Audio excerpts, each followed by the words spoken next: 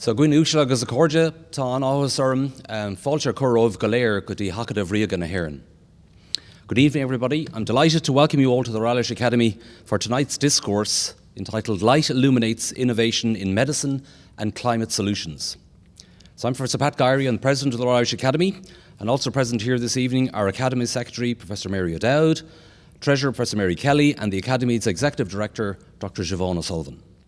Academy Discourses are the oldest and most renowned series of talks in Ireland.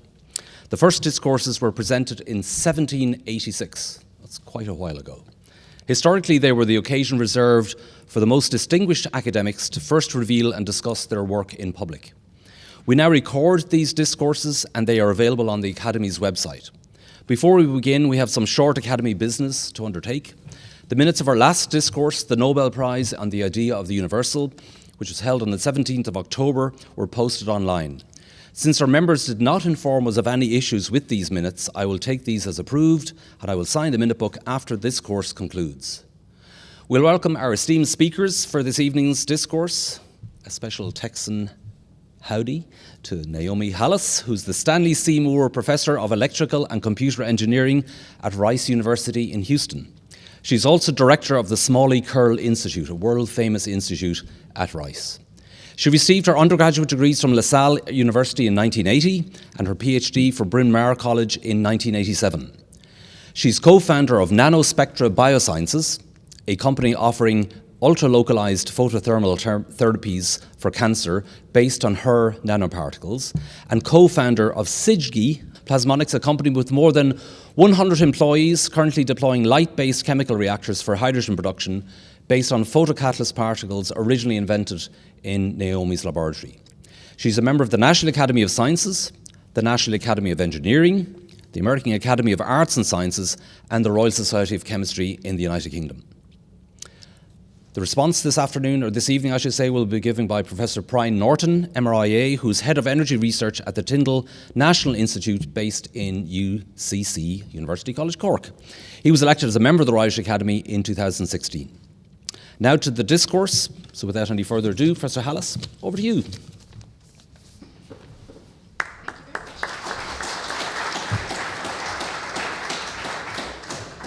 Thank you very much, and I want to thank you first, of course, before I begin, for this wonderful invitation. This is the first time I have come to your wonderful country, and to begin to be exposed to your culture is absolutely spectacular for me. So thank you very much. I'm going to talk to you today. I'm going to tell you two stories. I work with nanoparticles and light, and as I progress, I'll give you more of more details, of course. But we start with nanoparticles, with gold and silver particles, which you might not be familiar with, but I'm sure you're probably familiar with some of the things that contain them, say, like the rose window of the Chartres Cathedral. This is a cup found in the British Museum, and it's also in high school chemistry books, because this beautiful red goblet, actually is red because it's made of glass that contains gold nanoparticles. And Michael Faraday, who was a fabulous public speaker himself, he also was an extraordinary chemist, electrochemist, and chemist and founder of electromagnetism, of course. He actually, when he gave his public lectures, he made gold nanoparticles. That's a beaker of them that still exists. It's in the British Museum of Science and Technology.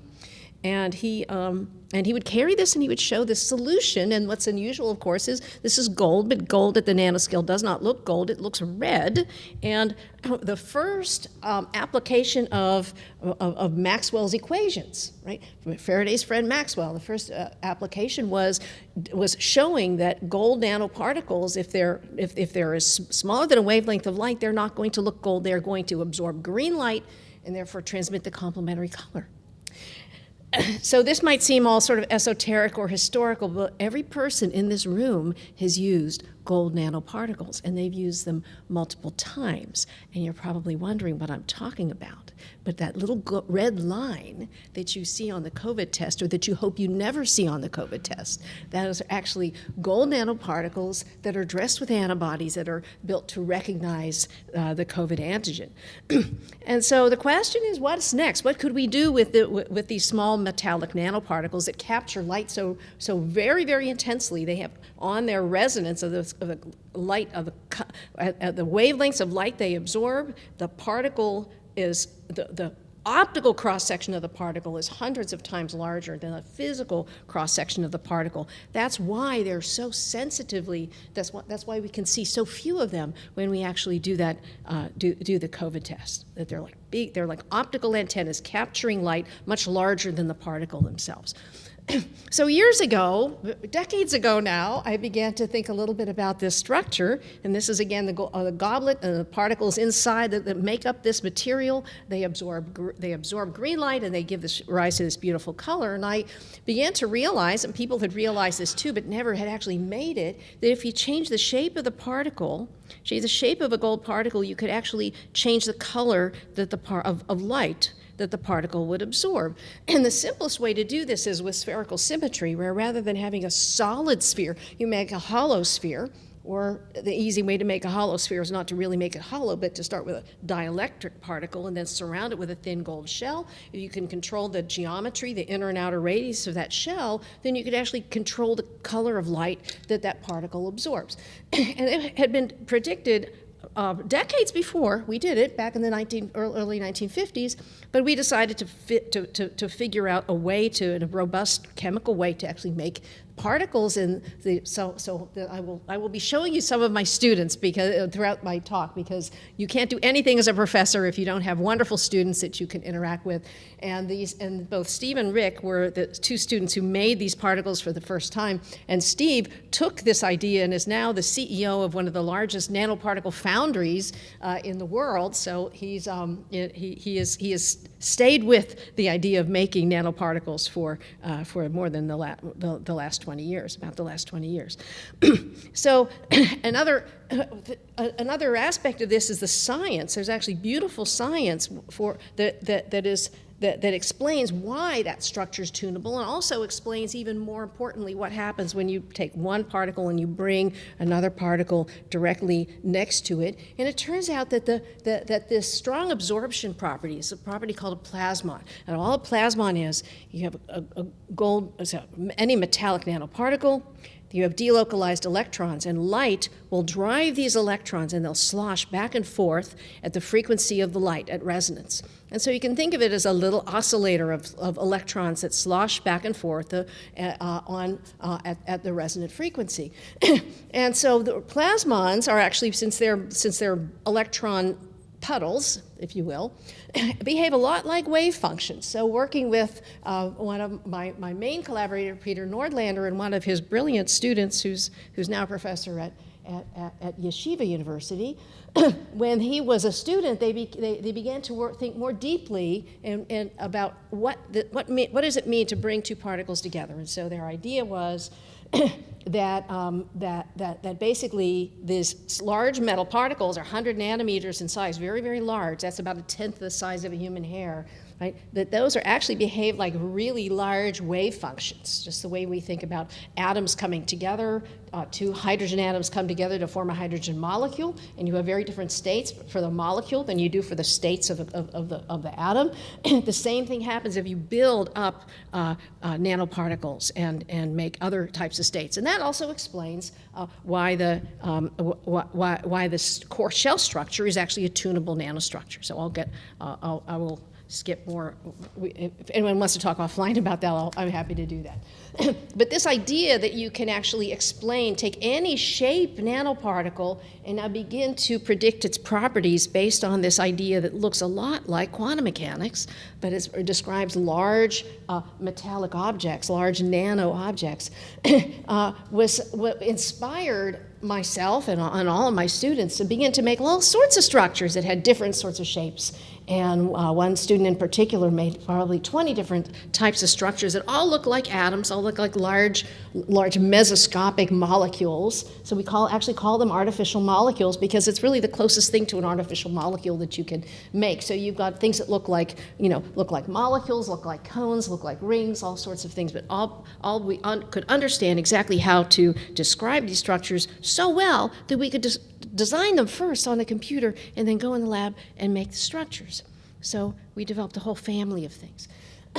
So what happens when I shine light on a metal structure, on a metal nanoparticle? So the wavelength of light is this big and the nanoparticle is this big. So what happens is, of course, as I said, the nanoparticle will capture light, literally bend light rays around. In fact, I'm going to show you here. See if I can remember how to use this. There we go. Can I hit yeah, there we go. So I showed this, sorry, this is,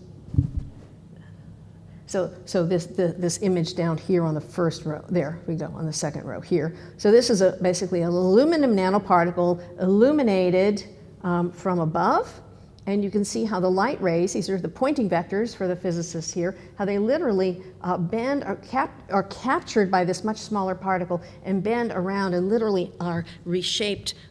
Light is captured and reshaped by this much smaller particle. So what happens when this nanoparticle absorbs all this light? Well, interesting things start to happen. So one thing that happens, a simple thing, is that it starts to heat up. So you can have very, very strong photothermal effects. You can raise the temperatures locally to the nanoparticle very, very efficiently. Another thing that happens is you can also, as you excite this plasmon then can decay. It's an oscillation, it damps out, and it can damp out by exciting energetic electrons. And those electrons can actually reach outside the nanoparticle. If there's a molecule sitting out there, can actually do chemistry on the nanoparticle. And I'll talk about that too. So all sorts of ideas, photothermal effects, these strong heating effects, but then also photocatalysis. So those are the two ideas behind the two stories that I'm going to tell you. So the story's kind of like this. Here's my nanoscience lab, and I'd like to, so if we come up with something that's interesting, we'd like to get it to the real world, right? There's nothing more satisfying to a scientist than actually see that people are actually using your nanoparticles for an application, or whatever, your invention or innovation for an application that affects society. But the funny thing that happens is, when you try to do that, it's almost never a fait accompli. It's almost never a story that is complete. Ideas come in and modify your idea, or maybe your idea has to wait for other ideas to make it practical. Right? That happens all the time in technology. One idea its time hasn't come yet, and it has to wait for something else. So timing is everything, and new things can happen. And also, new ideas might come from business or societal needs, or things like that. So those sorts of crazy things that happen on the way from the lab to the real world are the two themes of what I'll be talking about today. And one of them is photothermal cancer therapy that we use with nanoparticles and light. And the other use of nanoparticles and light is something that we call antenna reactor photocatalysis.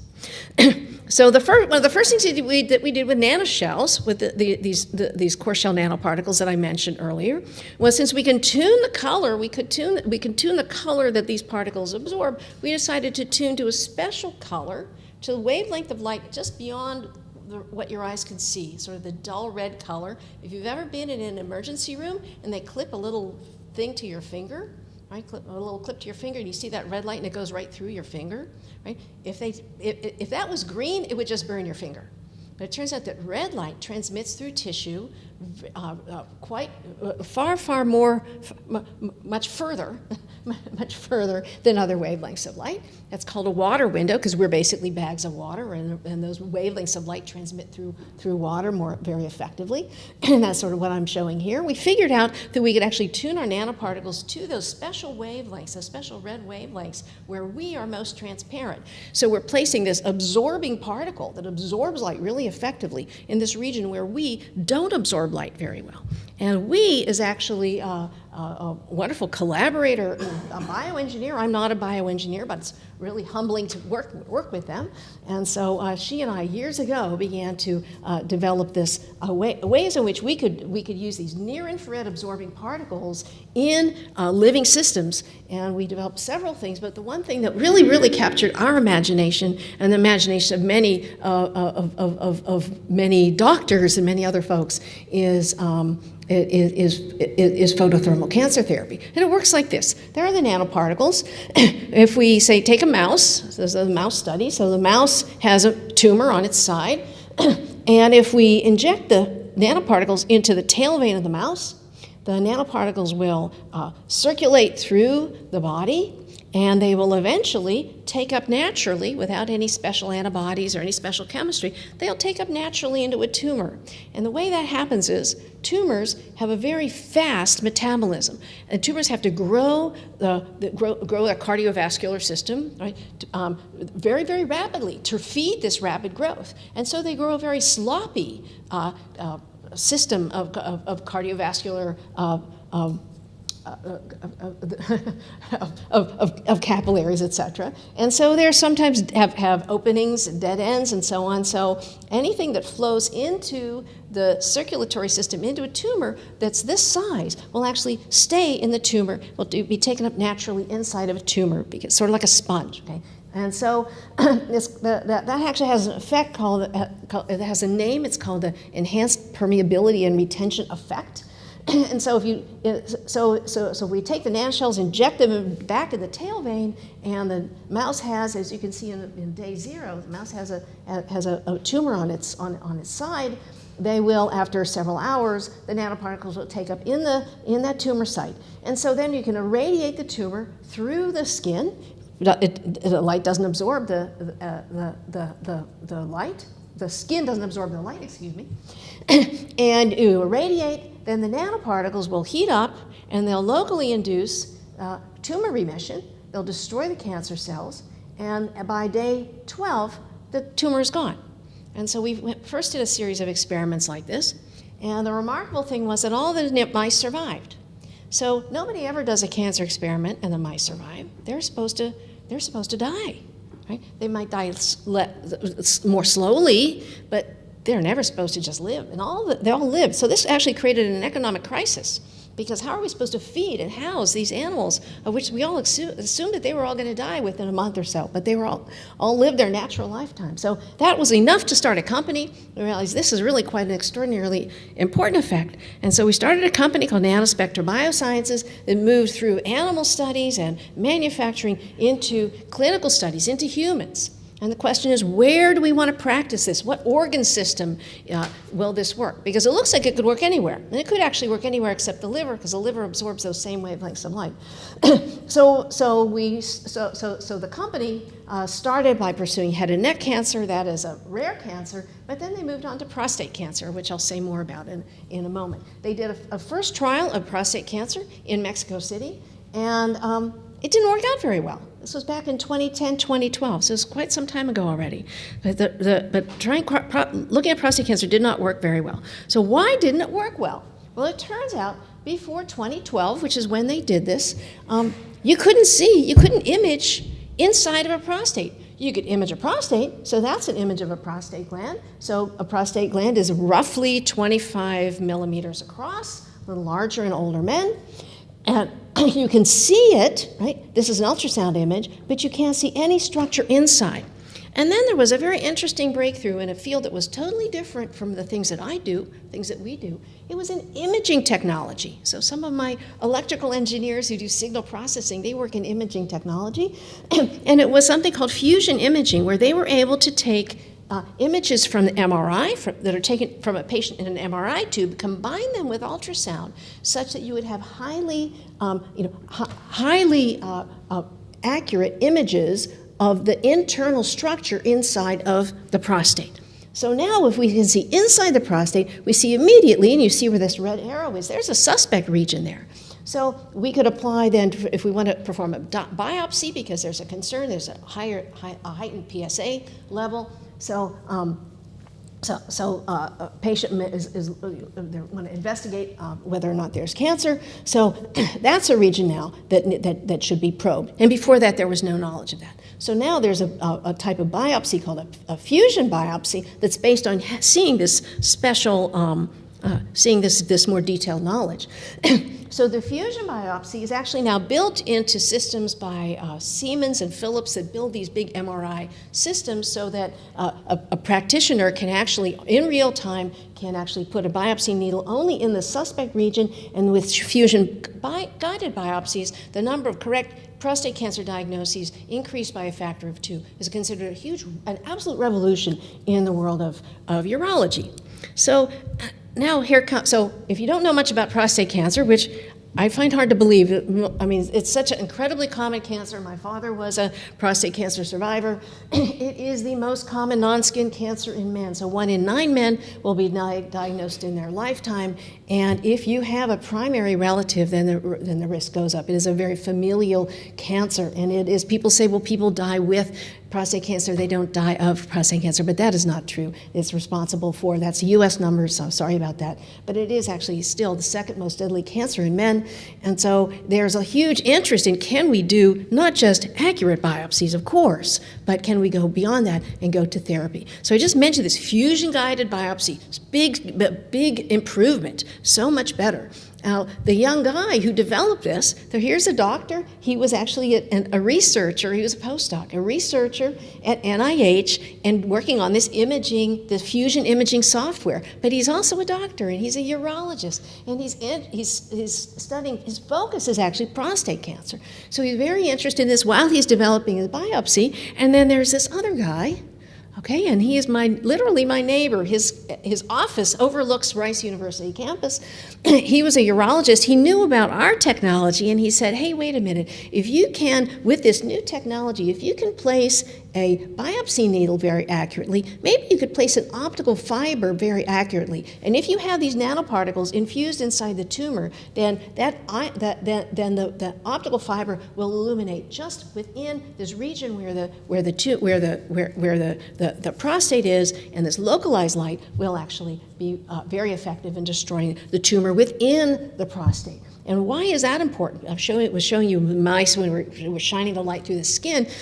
Well, it turns out that your tissue does not absorb light that well at that wavelength, but it does scatter light. And so you do want to get the light source pretty close to, within a millimeter, within several millimeters, within a centimeter roughly of where the nanoparticles are. So he had this idea. He knew Steve knew Art. They talked together. They said, well, together we should be able to go from biopsy needle to optical fiber and make this into a therapy. And Art made this his mission to develop. And so the idea is to do exactly what you do with mice, except, well, we don't have tails, but instead to administer exactly that type of therapy, which I'll show you in a moment, but to do this with to do this on prostate cancer patients. So it's called, the commercial name is Oralase therapy, and it's actually it's been filed for FDA approval in September. So we're eagerly waiting for that local story. So they use basically this this platform, right? That is part of this MRI imaging. That's actually a human being. That's a clinical patient, and those white things are placed into that grid. So it shows sort of the schematic of the grid on the left side, and you can see what the dimensions are. They're very small, right? These zones are 8 millimeters. So it's a very, very high value real estate in this region of the body. So you want to be very, very precise, and that's why this imaging works incredibly well. And those white tubes are actually whole optical fibers that are placed inside each one of those tubes to administer the treatment to the actual tumor site. So we will hear from Steve and his patient how this works. Side effects of treatment are well known. A man may be afraid of becoming impotent or becoming incontinent at a young age, and therefore never seek treatment, never seek screening, and present with the cancer too late. And so I'm working for all of my patients who know there are better things on the horizon and better treatments coming. Well, it started, I guess, about two and a half years ago. Came and saw Dr. Canfield, and he said, well, it's this kind of tumor. It's sort of one of those that's sort of serious, it isn't serious. And he laid out all the options of the different kinds of things that could happen. Suddenly his face changed, and he had this twinkle in his eye, and he said, but there's one other thing that you could try. And he informed me of his treatment was the gold nanoparticles. So the nanoparticles absorb a color of light that passes very easily through the human body. So if they're placed in a tumor, or if they collect in the tumor naturally, if you shine light on that tumor, the light will pass through the tissue and will be absorbed by the nanoparticles. They convert the light to heat, and they locally ablate just the cells very, very close to the nanoparticles themselves. The technology is innovative because it's unique. We are putting an inert nanoshell in the human body taking advantage of natural tumor biology to localize the shell at the tumor site, and then lighting it up with laser energy to create, cell death. For types of cancer, like prostate cancer, that require a very ultra-localized approach, this approach is absolutely ideal. It is so non-invasive to the patient that it's really game-changing. Patients, they feel guilty sometimes. I've had patients tell me, I feel guilty that I got to do this, when I know so many men who weren't able to participate in this trial or had never heard of it. As far as I was concerned, it was excellent. It was a matter of simply all outpatient care, no complications, no pain, no discomfort. And at the end of it, a year went by and my PSA is back to normal, my MRI is basically normal, and at the present time I'm cured. To date, the clinical trial has been very successful. The goals of the trial being treatment of prostate cancer in a focal and localized manner with minimal to no side effects, at least not the standard ones of urinary control or sexual function, have all proven to be true. The technology works, so it's all very encouraging, and I do see a pathway in the future that this will be a commonly used procedure. I am so happy to see this wonderful treatment now being pursued so successfully and really changing men's lives for the better. Any man who is offered the chance to have a focal treatment to get rid of his cancer rather than a radical treatment of his prostate with all of the side effects that come with that jumps at the chance. In fact, anybody who's been a candidate for this trial has not turned down the opportunity to participate. And that's because it is so compelling. It sounds too good to be true, but it really does work. The University of Texas is an incredibly supportive environment, allowing us to do our work with patients, but also innovative research like this. So Steve is actually, so as I mentioned, the procedure with all the data for the clinical trials has been completed. It was filed with the FDA in the first week of September of this year. And so we're actually anticipating FDA approval because the data is very, very good, as Steve intimated. The clinical trials have been conducted at 9 sites, and Stephen now is planning on really having focal therapy as the focus of the main focus of his practice. And we're certainly very eager to see what next steps are in terms of the dissemination of oralase therapy much more broadly than this. And FDA approval is really key for this to happen, so we're very excited about that. So now I'm going to go to very, very different topics. It's nanoparticles and light, but the topic is so very different, but it's something that I think all of us think about, and that is, of course, climate change and what is the origin, what are the many origins, and one of the bad boys of climate change is, of course, the different industries that produce a lot of greenhouse gases. This facility is actually about 40 miles south of where I live. It's a very large, it's the Dow Chemical Company. And I visited there a few years ago, and they told me one of our reactors, they have 4 reactors, one could power Chicago. They consume a vast amount of energy. And we don't think about this when we buy plastics and we buy all these very simple, low-tech commodities that make up our lives, but there's a huge amount of energy that goes in to making all of these things. And the chemical industry, of course, would love to use less energy, but the problem is they've already optimized so much of their normal processes that happen at high temperature and high pressure that they really need another approach. So if we look over like all of these different different industries, and it turns out that the chemical industry is really the worst when we compare it to all of the other industries in terms of energy consumption. So the question is, how can we really how can we make chemistry and its tremendous need for energy consumption, how can we make this more sustainable? And so this is the basic idea. So a typical chemical reactor, they might use fossil fuels for feedstocks, right, to make plastics, make polymers, and many other things. But they also use them to drive the energy. So they need to have, for the chemical reactions, they need to have high temperature and high pressure often, so that requires a lot of energy. And so this is the tremendous need for fossil fuels, which means there's a tremendous production of CO2, in addition to some of the other greenhouse gases that are actually much worse than CO2, like methane. So what about we go to a very, very different idea? Instead of using heat, could we use light? So it's an idea that's been around for centuries and centuries. Plants do it. Clearly, they do it very efficiently. So why can't we do it?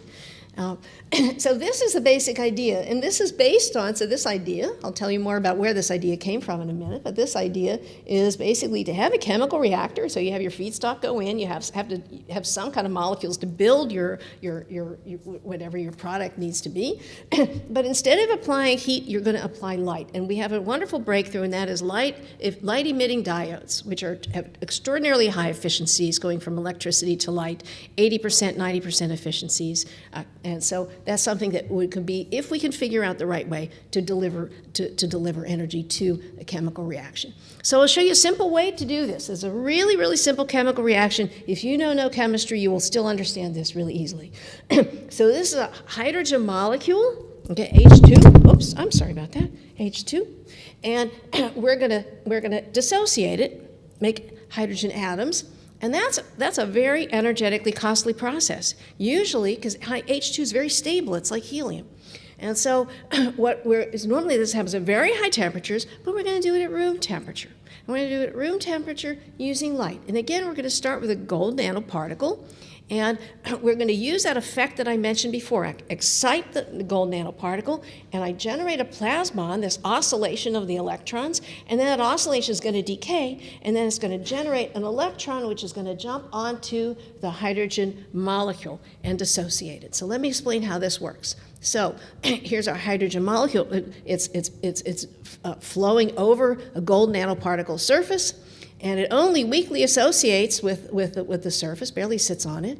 But then when we shine light, this hot electron will jump over onto the H2 molecule, making H2 minus. Now I have Coulomb repulsion, and so the barrier is much lower. The molecule literally falls apart and makes and I get 2 hydrogen atoms. And so for those of you who know who follow chemistry and look at and follow numbers, what I've done here is I reduced the barrier, the reaction barrier, by more than a factor of 2, right? By doing this light-induced process all at room temperature. We call this the impossible reaction because it's really something that would surprise pretty much anybody. So why would light-induced chemistry be better than heating? We've been doing heating for centuries, ever since we've figured out what chemistry is, and before that, when we had alchemy, before we even had a modern chemical knowledge. Well, it's very, very simple. When you add heat, you excite everything, right? You have all the molecules and solids vibrating, right? And so you dump a lot of energy into the electrons, but you dump a lot of energy into the atoms, and you make everything very vibrationally energetic. But you don't want to. If all you want to do is break a chemical bond, that's just electrons. So if you can figure out a way to put the energy only in the electrons and not create heat, not create vibrations, then you're actually going to be more efficient. And so that's the idea. We want to figure out a way to only excite with light, only excite the electrons, so we can make chemistry happen. And so the idea is very simple. And so as I mentioned, with LEDs. So people talk about, we want to use solar. We want to be like photosynthesis. But the problem with solar is, there's nothing. Well, it's wonderful. Sunlight is wonderful, right? But sunlight is very broadband, and there's many, many wavelengths of light that you couldn't actually put into a chemical reaction. So the simple way to use sunlight is convert it with a photovoltaic cell and then change that energy, that green electricity, to an LED, because I can then use the precise color that molecule needs for the chemical reaction. It might be green light, might be red light, blue light, but I can convert to exactly the wavelength that I need for that particular process. And this is why this is the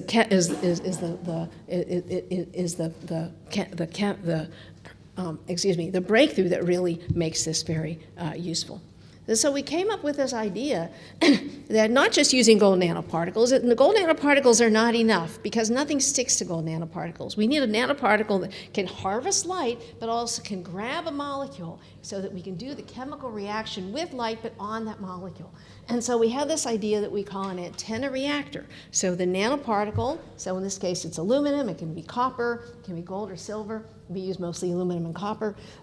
Can be so this is our antenna, and then we put on that antenna, we put little islands of catalytic metals, and what would normally be catalytic metals that you'd be running a reaction to high temperature, but now we place them on an optical nanoparticle. So we tried this idea. It worked really well. The idea actually was started in Peter's theory lab, so he came up with the idea, and I fought it for a year, and then we tried to do it, and it worked extraordinarily well. And we wrote a paper about it, and we wrote a patent, and then we got some emails. So I got an email, Peter got an email from these two guys, these two young, hungry, they were young managers at an oil company, Baker Hughes in Houston. And they said, we read your paper and we'd like to build a company around this new technology you've developed. So it was kind of like me. I delete the email, but Peter didn't delete the email.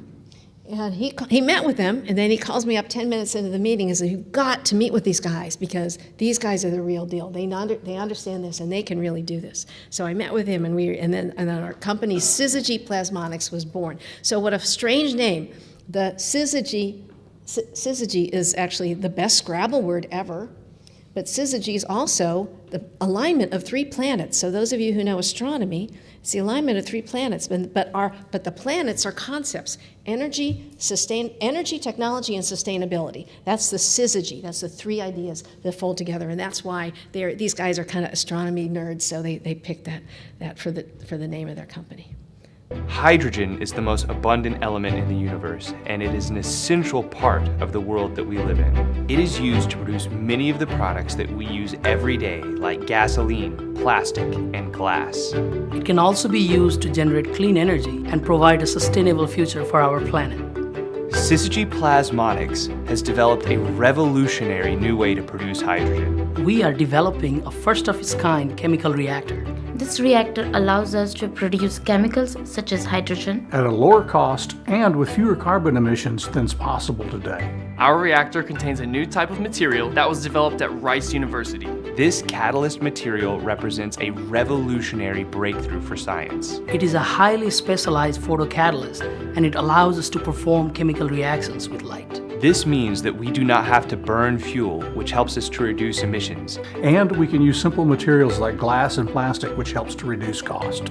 Using this technology, Syzygy has developed a small-scale distributed hydrogen-producing system that dramatically reduces the cost of hydrogen for our customers. Perhaps the most interesting of these customers are hydrogen fuel cell vehicles. When we bring our first product to market, it will be capable of producing hydrogen fuel at a price point so low it can compete with gasoline. For every semi-truck, forklift, or passenger vehicle that we enable to switch from gasoline to hydrogen, it will reduce greenhouse gas emissions by several tons per year. By making low-cost green hydrogen, we are helping the world take a strong step in the right direction. The hydrogen industry needs a novel technology to help it reach its true potential. Syzygy Plasmonics is here to provide that pioneering new technology.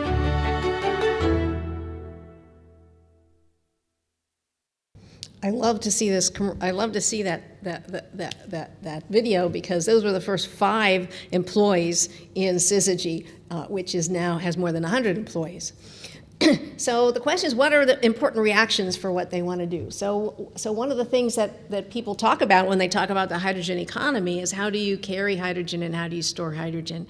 And one of the most important materials that people have focused on is ammonia.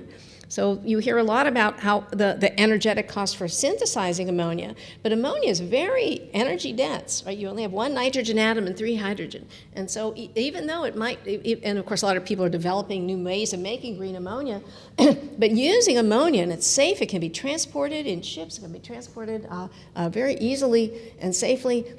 But the idea is, can we use that actually as a vehicle for a vector for the hydrogen economy? And so what we did here was, I'm going to not talk about all these plots, but just tell you we have an antenna reactor, which is shown in the upper left. And what this does is it at room temperature, it removes the hydrogen from ammonia. So normally that's a process, again, that it has to be at high temperatures, but what you can do is just turn on a switch, turn on light, the ammonia releases the hydrogen, turn it off, and it stops. So this on-off and on-off that you see is basically, that's hydrogen on demand. So the hydrogen storage problem can be solved this way because hydrogen can be released very easily this way.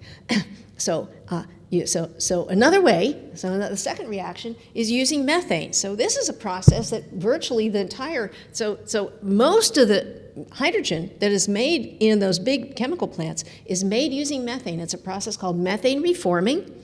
And that also, again, it happens at really high temperatures, so conventionally very high temperatures and high pressures.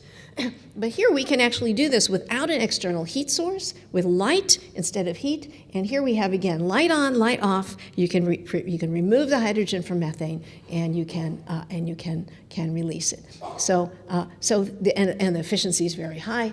And so this is something that also forms the backbone of this idea of going from heat to light for chemical reactors. And they realize them. Instead of showing you cartoons, I can show you what they designed, and they now have, starting from very small things, they've actually, for very small cells, they've actually have very large cells. And they started with designing it. Let me tell you how the light-based reactor, which is really their technology paired with our nanoparticles, how that works.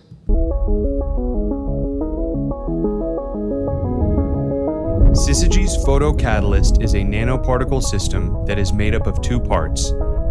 It is composed of a larger, light-harvesting plasmonic nanoparticle, which is covered with much smaller catalyst nanoparticles. Photons are made using high-efficiency LEDs, and these photons interact with the plasmonic nanoparticle to produce plasmons, which in turn energize the catalyst nanoparticles. This interaction causes the catalyst to generate high-energy electrons that are able to make or break chemical bonds. Inside of Syzygy's reactor, this basic process of using photons to perform chemical reactions happens more than 1 trillion times per second. Ultimately, this is how our chemical reactors work.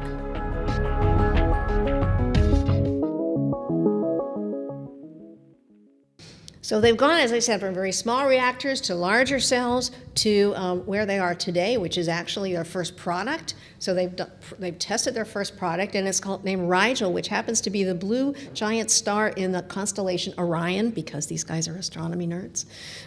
And this is a way of making actually hundreds of kilograms a day, and then it's a modular unit that then would allow you to produce tons a day. Because it turns out that their first customers are not hydrogen fuel cell vehicles, they're actually chemical plants that want to be able to do these processes in a very inexpensive and compact way inside of one of those large chemical plants that I showed you. So there's a huge amount of interest in this. And the efficiency actually is extraordinarily good. So the red line is water splitting. We hear a lot about water splitting, but already they're reaching energy consumption levels that are far below what is typically used for water splitting. And they've grown. They've grown from, as I showed you, the first 5 employees to their storefront to a very, very large building now. So they have, as I mentioned, more than 100 employees. They have field trials in Korea, field trials in California and North Carolina. They're discussing one in Eastern Europe and one, of course, in Pearland, which is where their facility is now. So just to conclude, I've told you two very different stories with the one theme, nanoparticles and light. This is Art Rostenhod with patient number 1, Martin Feeney, and his wife, Joanne. And this is Trevor, I showed you already. Of course, during COVID, he had to go to Korea during COVID to sign their first big field trial agreement. And so both of them are off on their way. So with that, I want to thank you both thank you all very, very much. And I'm more than happy to join the discourse.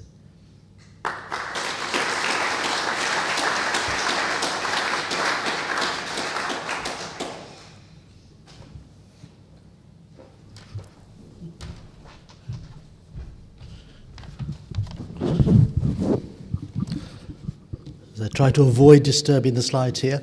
Fellow members of the Academy, distinguished guests, ladies and gentlemen, it's an honour to respond to Professor Halas's lecture.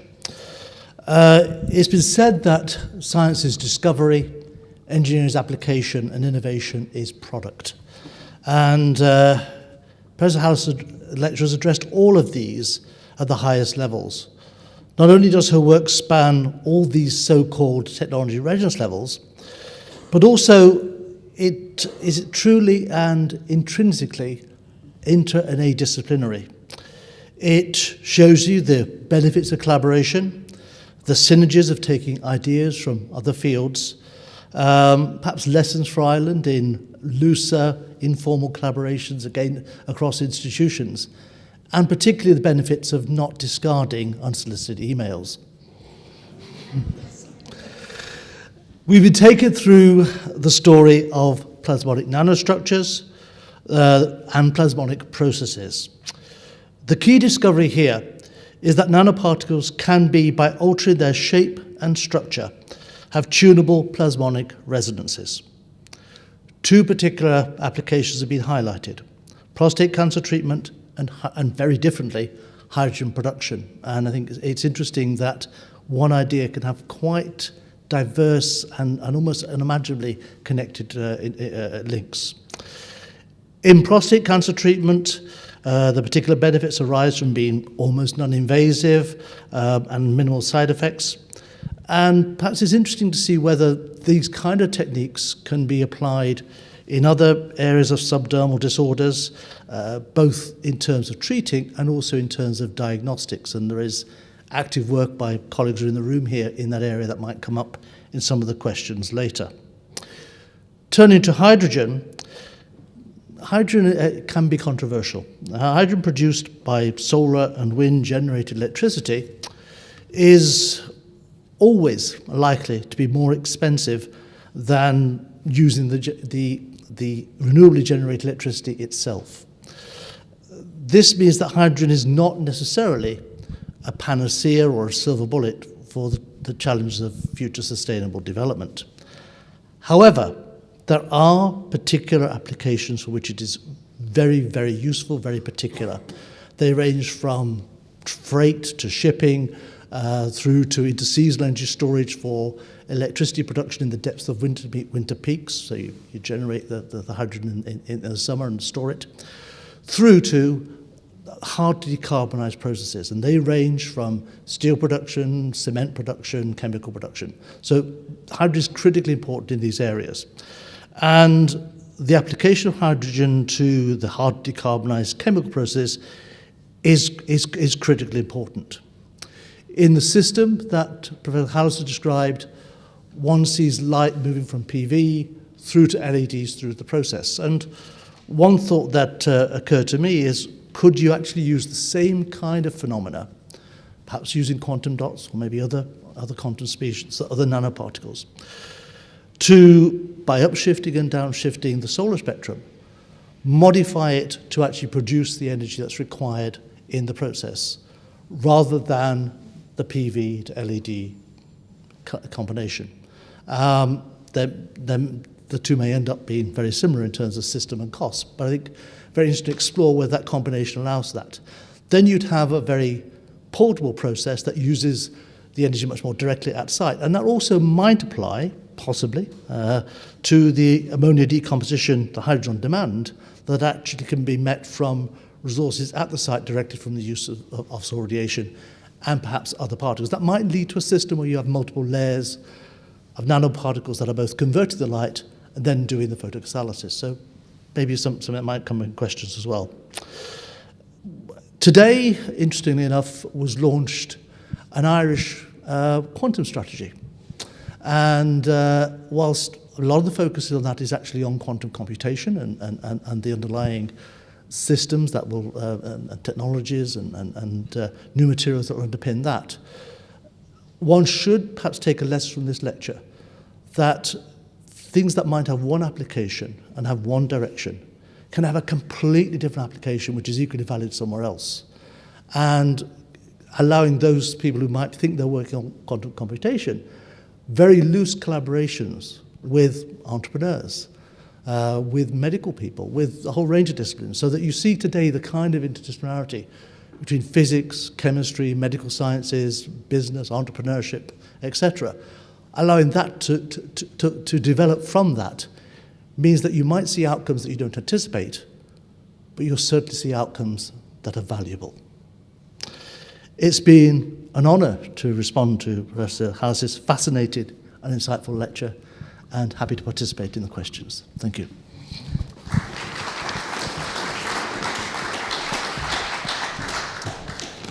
Thank you first, Professor Halas, for a really inspiring lecture, and also to Professor Norton for the interesting response on behalf of the Academy. Now it's open for questions from the audience. So there are roving mics. So if I can ask you to wait, please, for the microphone to come to you after you've raised your hands. And please also identify yourself if that's all right as well, please. Don't all rush, as they say. Yep, one at the back on the left. Thank you. Yeah, I'm just trying to figure this one out now and see. So I'm not going to go down to nanoparticle size, I'm going up to Earth size. And when you take the sun and it shines on a nanoparticle of the Earth, only half of the light covers half of the Earth's surface, 180 degrees of it. Hence, if I go down to nanoparticle size, and I shine a photoelectric laser beam, the sun, onto any particle, I'm only going to get 180 degrees on it. Now, it will excite it, as the Earth will be excited when it's in daylight, to 23 degrees. But when it goes around the verse side, it drops to 4 degrees. But neither 23 degrees nor 4 degrees will kill off anything. So what temperature does your nanoparticle get to actually sizzle out whatever's out there in degrees compared to what we've got on a solar system nanoparticle? So nanoparticles, so nanoparticles not like a planet interacting with the sun, because it's much smaller than a wavelength of light. So sorry. The nanoparticle would be 8 millimeters, you're saying, or 8 nanomillimeters in size? They're about 100 nanometers, so there may be for visible. So it's sort of lambda over 8. Right. So take that, that size and put it Earth size, as in 8,000 kilometers. It's circular in shape. It's not rectangular in shape, or it's not square shape. It's circular in shape. So when you shine something on it, it's going to go circular onto it. No. The difference is the relationship between the size of the particle and the wavelength of the light.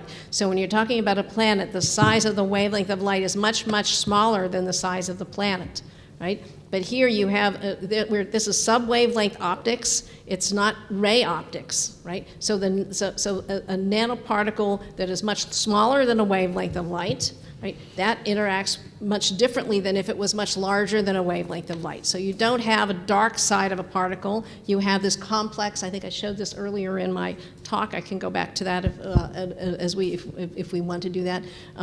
That the nanoparticle literally will bend the light rays around it, so it heats homogeneously, and you're coupling in light the kind of heat, the kind of temperature increase that you can have with a nanoparticle. It can be dozens of degrees. So when we do the photothermal cancer therapy goes up to sort of 45, 50-ish degrees above physiological temperature, but maybe approximately 10 degrees above physiological temperature is what's needed for killing tumor cells.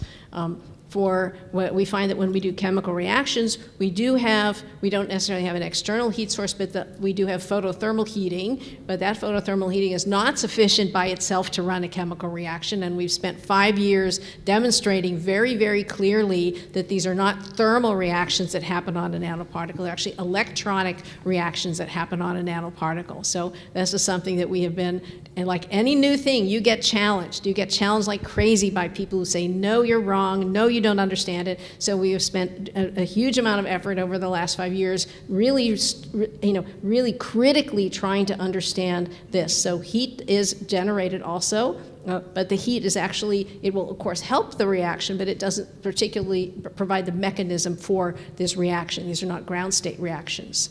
So I hope that's... But sorry, well no, because the way I was looking at it was, if you have the Earth at 22 degrees on the daylight side, and you put heat energy 4 times the amount would get to 88 degrees, and every light particle on Earth would just decay. And hence you'd have a blobby Earth. And that's the same thing that's happening with you. No. With the particle, it's No, not at blobbing the actual cancer not so at that all. it's just sizzled out. Not at all, because we're not in that optical regime at all. So we're heating very, very differently because we're in the sub-wavelength regime, and this is wave optics. It's not ray optics. And so the way in which the way in which the light interacts with the nanoparticles is actually as a homogeneous object. Some other questions down the front, please. If you just wait for the microphone, please. Yep, just front row, please. Thanks, Ellie. Jim McLaughlin, Ulster University. Certainly enjoyed the talk. It's very topical for us. We've just spun out 2 companies in the area, so we'll talk about that maybe later.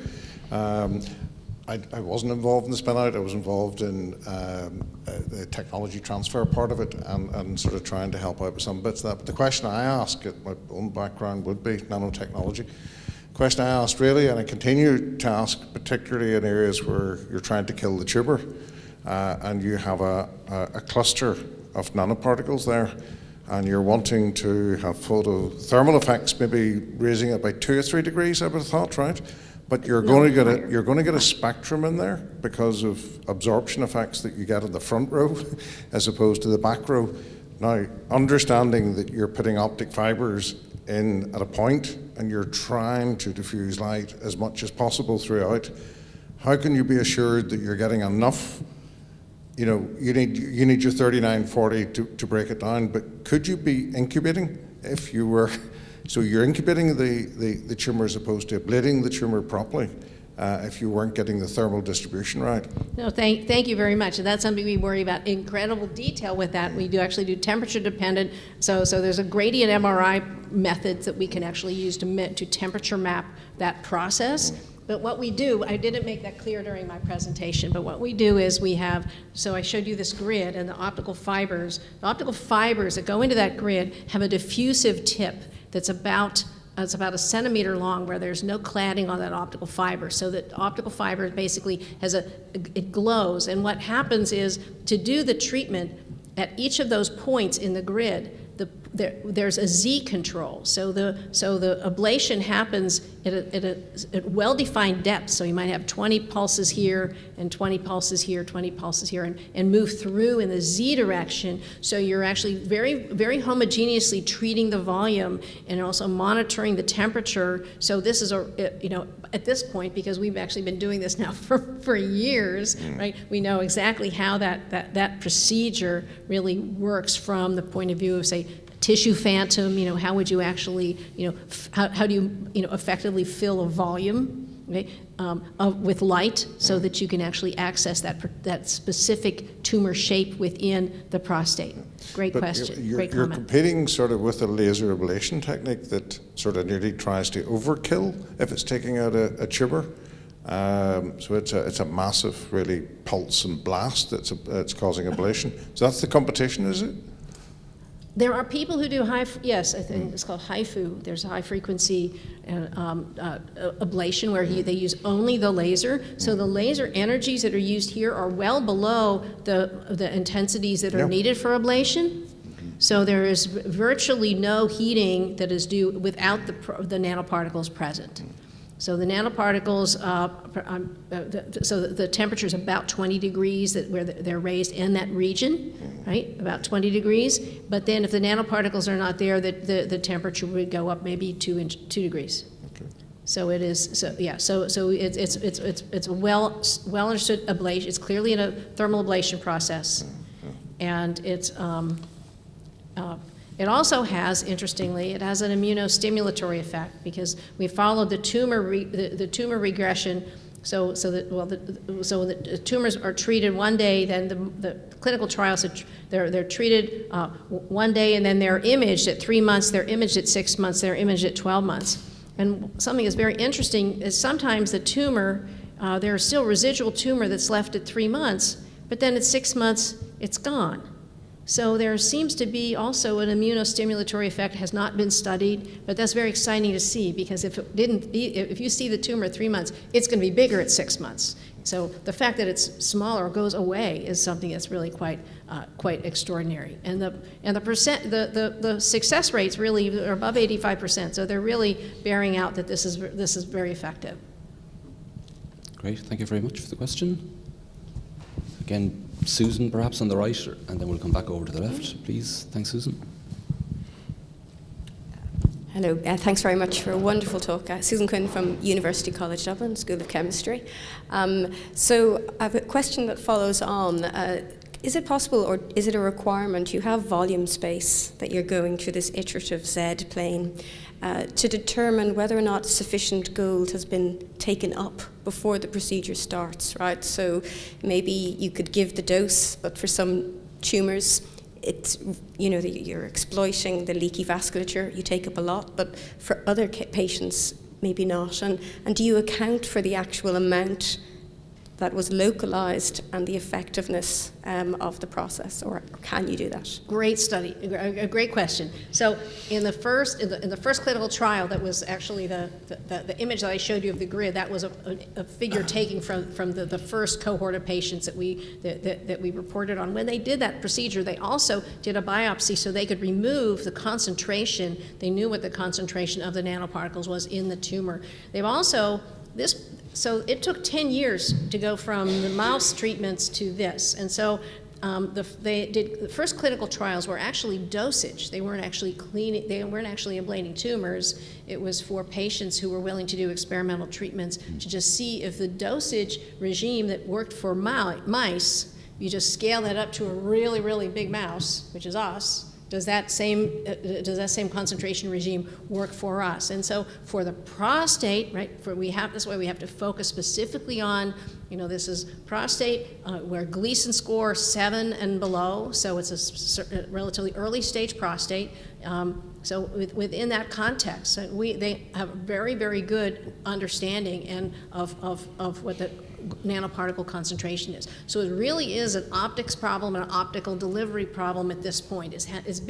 You couldn't be doing guesswork, right? You have to reduce it to something that's so reproducible and so on that it would really work. So if you're going to go to another cancer, say retinal cancer, then you're starting from scratch, right? You're starting back to mice models, back to square one, because that will have all different regimes. And a very quick follow-up to that then. You have a silica core and you have a gold shell on the outside. The process of the actual ablation and the heating, do you then just get dissolution of the particles ultimately under those conditions within the tumor? Great question. What happens to the nanoparticles? No, that's not hot enough to actually affect the nanoparticles. What they will do is they will eventually leave the body through the liver. So there are there's sort of two ways in which particles will leave the body. If they're below 50 nanometers, they go to the kidney route, and that has its set of problems. But in this regime, they actually go to the liver, and it takes weeks, if not months, but there's no deleterious health effects, and those were investigated for years. There were clinical trials, 800 pages of clinical trials to really show that there were no health effects, and extensive animal trials, which I don't want to even think about, but that shows, so the clearance is really well studied for this particular type of nanoparticle, right? Great, thanks, Susan. Again, the next question was to the left. Thanks, Ali. Thank you. I'm Tony Byrne, also from Ulster University. Work alongside Jim here. My work is more in photocatalysis area, so I have an interesting question. I suppose a question to both of you, because you showed a cost comparison, I think, with water electrolysis as compared to hydrogen from, and I'm thinking ammonia. Is that correct? That's a good question. That cost projection may be steam reforming. It may actually be steam reforming, methane steam reforming. So I'm particularly interested in hydrogen from water, and obviously water splitting is the holy grail for photocatalysis, I guess. For you. For Not solar, for me. no. Well, following on from that, for solar-driven photocatalysis. Okay, so if we use solar energy to split water, we don't make the losses associated with the renewable generation of electricity to drive electrolysis. So is that something we want to aspire to? If we can split water using solar energy, then we have hydrogen for free, I guess. Yeah, but where are the where are the right catalysts? Right, that's been a problem for more than 20 years, and separating the hydrogen and the oxygen. So I think people have been working on water splitting for a very long time. I hope they succeed. We've just taken a different approach, and we're looking at some gas. These are gas phase molecules, and I think they give there's a lot of opportunities. I just want also this idea, sustainable chemistry for each chemical reaction and each approach that we come up with, there are really interesting opportunities. And you really hit the nail on the head, Brian, that what this first idea, I wanted to also show this little story about hydrogen fuel cell vehicles, because I really don't think we're going to see them. I think we're going to see very different technologies that might take advantage of this, and they might be really surprising. So if you make cheap hydrogen, for example, what's something you can do? Well, we have agricultural farmland everywhere that has too much nitrates, and the nitrates go off into the runoff. And if you had cheap hydrogen, you could remediate all of those nitrates that poison our waterways.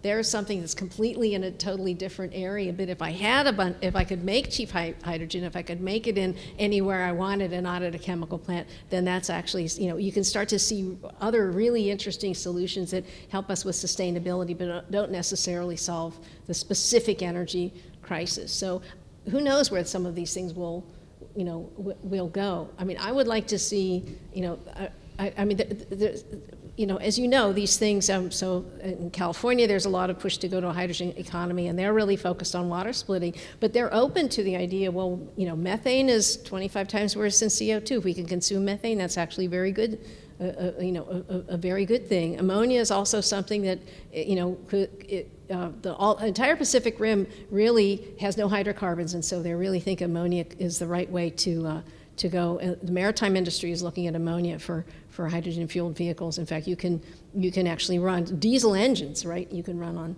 on hydrogen as well as you convert them. So there's a lot of, who knows where this is all going to end up. And I hope I can imagine that there's going to be roles and niches evolve that really, where each one of these technologies, once they really reach the high TRL level, is going to have its market, and it's going to have its or one's going to push out the other one, and who knows what that's going to be like.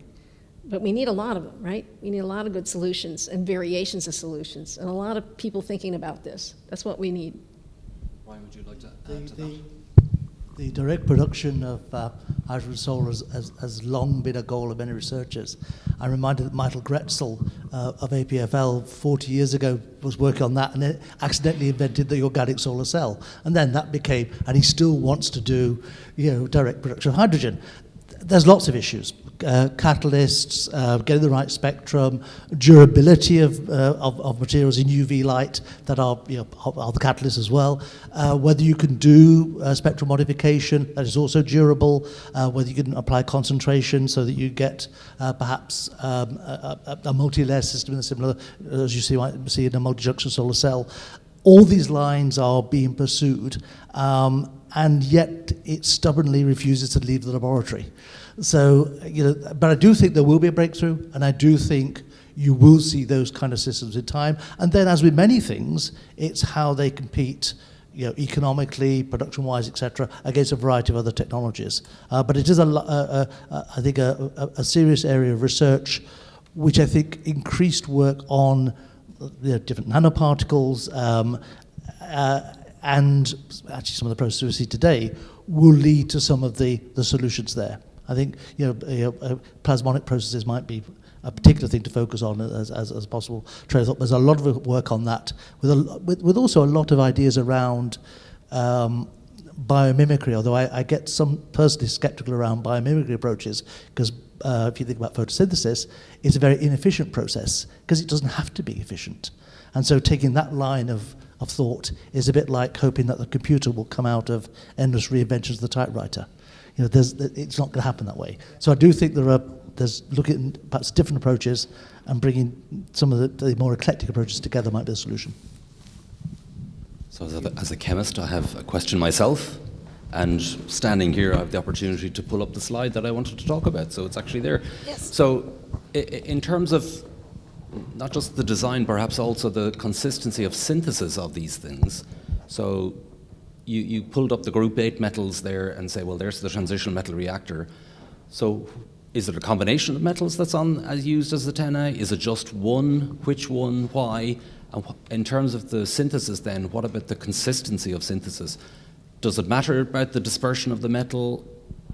Great question. Is it completely random, or what's the story? Really, really great question. If you coated that particle, if you coated the antenna with a dense catalytic nanoparticle, you would quench the plasmon. So you have to keep, sparse islands. So it's not all at once. Of course, you would select one depending on the reaction that you would want to do. But there's some surprises there. So, for example, we did a lot of, so the ammonia reaction we did, the ammonia decomposition, we did it with copper ruthenium, because ruthenium is a very good binding site for ammonia.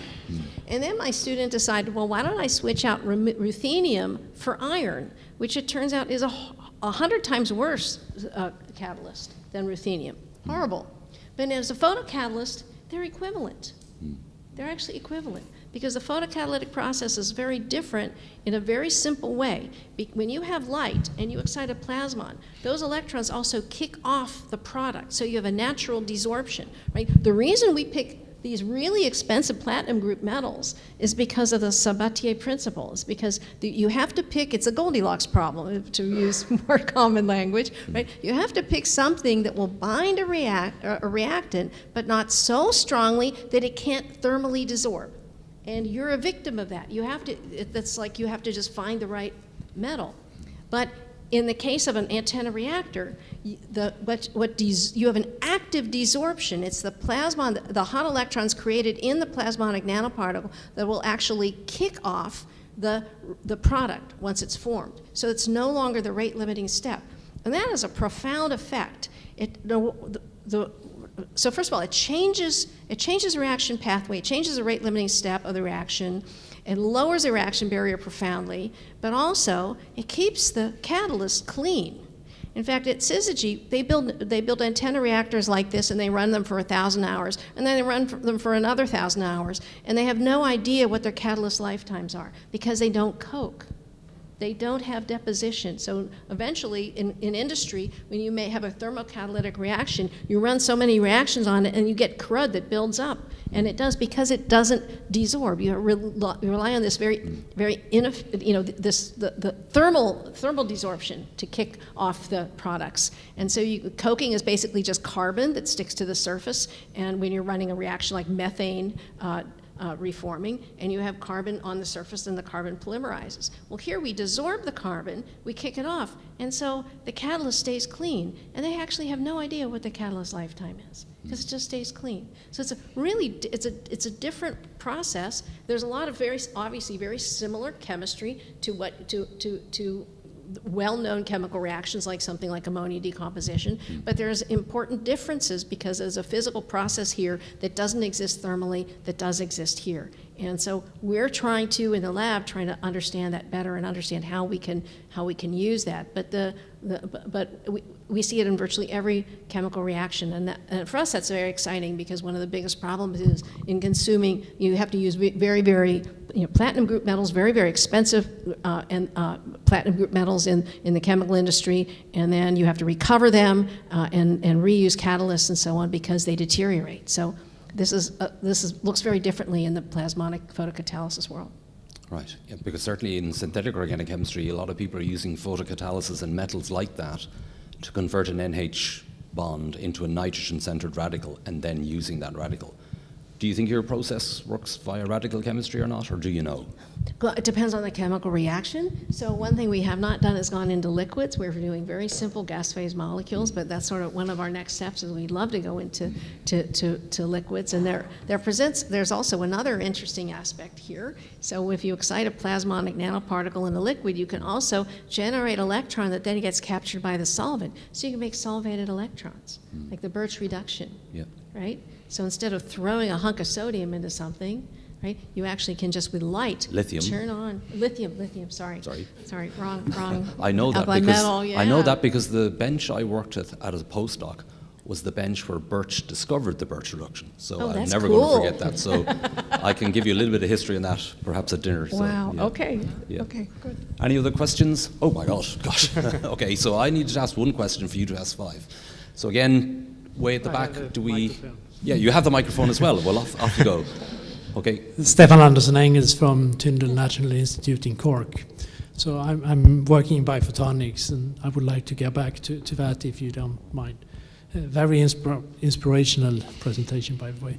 So basically what you would like to do is to excite these nanoparticles, preferably at 800 nanometer, by the light penetrates better. So is there anything in the shape, you talked about a number of different shapes, that is specific, I mean, other than having the high absorption at 800, is it anything with a shape that makes it more or less prominent in killing cancer? Probably, well, there's obviously issues of nanoparticle stability, or delivery through the fluid through the bloodstream to the nanoparticle. So there are, if you want to have an 800 nanometer wavelength resonant nanoparticle, you can also have nanorods, and people are also trying to pursue this with nanorods. There are some issues with nanorods that are still, I mean, I think they're making progress, but there are stability issues. There are the fact that they're coated with surfactants, and you can't have any of that surfactant in the actual, in the application. They're coated with surfactants in order to make the, to favor the index faces that actually will allow the rod to grow. And so there's, every, I think probably 8 or 10 years ago, people probably thought that nanorods would supplant nanoshells, but it hasn't turned out that way. Nanoshells seem to be very effective for this. I think there could be improvements. One way, I think that, so this was alluded to earlier, that about the concentration. It would be really great if you actually had nanoparticles for this that were also MRI active.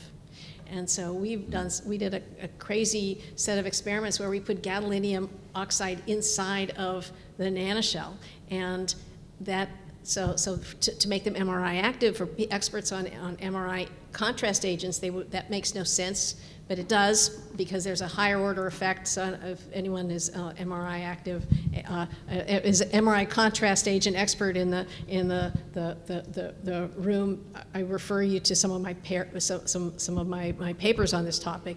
So there's ways that you could add improvements to this structure that might actually help facilitate easier, clinical results. So, for example, it would be great to follow in real time how the nanoparticles gather in the tumor, and so that you would know exactly the right hour in which you can, you should treat them. Right now, we have a good idea based on the clinical measurements, but we don't have a real time data that shows that. So, are there ways for optimization? Are there ways that the nanoparticles could be more intelligent to help us? Yes. Just a simple thing, antibody targeting. We can't go to the FDA with an antibody, so we don't do that on purpose, although that's the most obviously logical thing that we could do, right? So that's constrained by how this would get approval. It would take 10 more years to do that, and we don't have that time. Yeah. Thanks. Great, thank you. And again, Peter, I saw to the left, and then Dermot, if that's okay.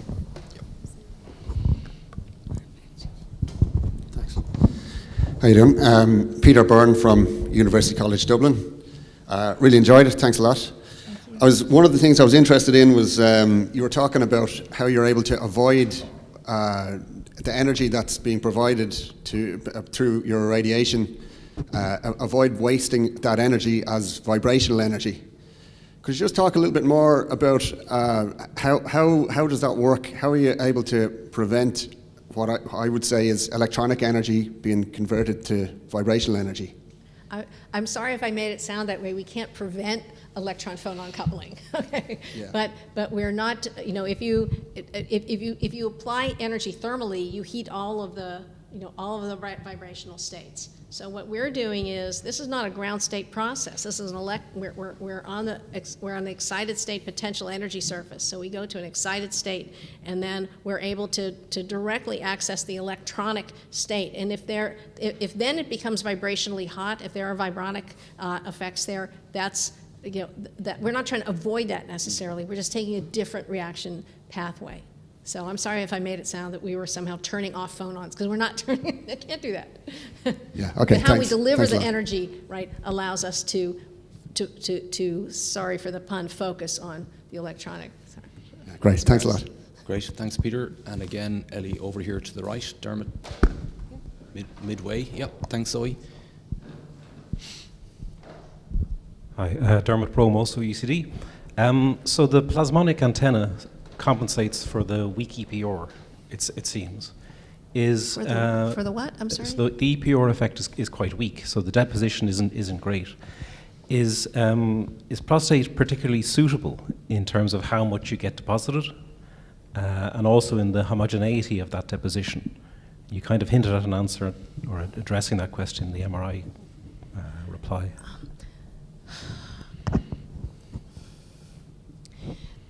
So certainly the concentrations that develop are sufficient for ablation over a reasonable period of time, and the size of the tumors that are being treated. So the overall prostate is